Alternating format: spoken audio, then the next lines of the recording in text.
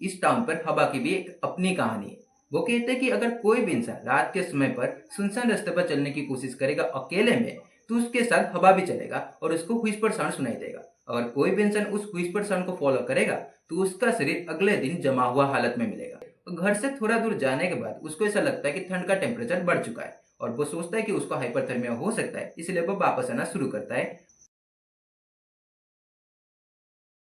तो एक कहानी का शुरुआत होता है दो दोस्तों के साथ। उन दो दोस्तों को विंटर के सीजन में काम से कुछ दिनों के लिए छुट्टी मिल जाता है, मतलब विंटर के सीजन के लिए उनको छुट्टी मिल जाता है। इसलिए एक दोस्त दूसरे दोस्त को अपने टाउन, अपने घर में कुछ दिनों के लिए रहने के लिए बुला देता है।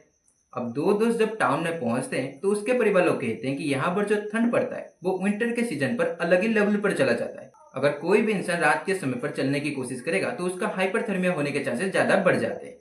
अब यहाँ पर परिवार लोग कहते हैं ये तो रही ठंड की कहानी, इस टाउन पर हवा की भी एक अपनी कहानी है। वो कहते हैं कि अगर कोई भी इंसान रात के समय पर सुनसान रास्ते पर चलने की कोशिश करेगा अकेले में, तो उसके साथ हवा भी चलेगा और उसको व्हिस्पर साउंड सुनाई देगा। अगर कोई भी इंसान उस व्हिस्पर साउंड को फॉलो करेगा, तो उसका शरीर अगले दिन जमा हुआ हालत में मिलेगा।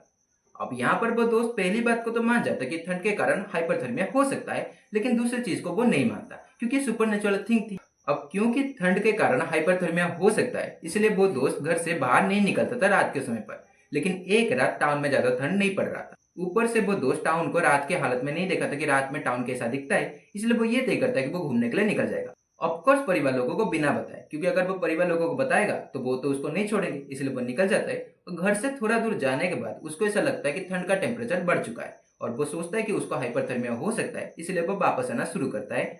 और जब वो वापस आ रहा था, उसको ऐसा लग रहा था कि उसके साथ हवा भी चल रहा है। और उसी समय उसको एक व्हिस्पर साउंड सुनाई देता है, क्या तुम गुम हो चुके हो?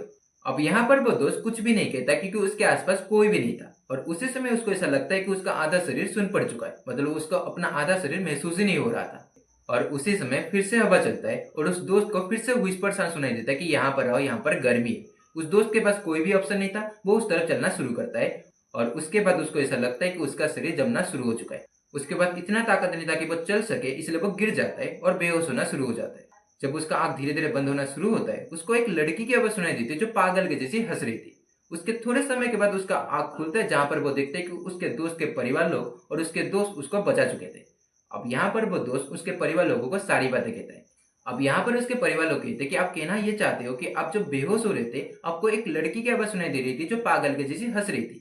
अब यहाँ पर उसके परिवार लोग कहते हैं जो हमने आपको हवा की कहानी सुनाई, असलियत में ये पहला इंसिडेंट एक लड़की के ऊपर ही हुआ था। वो लड़की पागल थी और एक रात वो अपने घर से भाग गई और अगले दिन हमको उसका शरीर जमा हुआ हालत में मिला।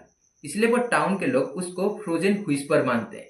अब यहाँ पर कहानी खत्म हो जाती है। अगर कहानी पसंद है, वीडियो को लाइक करना, शेयर करना, सब्सक्राइब करना। इसी तरह वीडियो को लाइक कर दो, कमेंट कर दो, नहीं चाहिए बढ़िया बड़ा कमेंट करना है बड़ा कमेंट करो, छोटा कमेंट करना है छोटा कमेंट करो। तुम्हारे कमेंट को कोई लाइक करे, बताने कैसा लगता है। इस वीडियो के लिए इतना ही, मिलते हैं अगले वीडियो में, तब तक स्टे ट्यून्ड।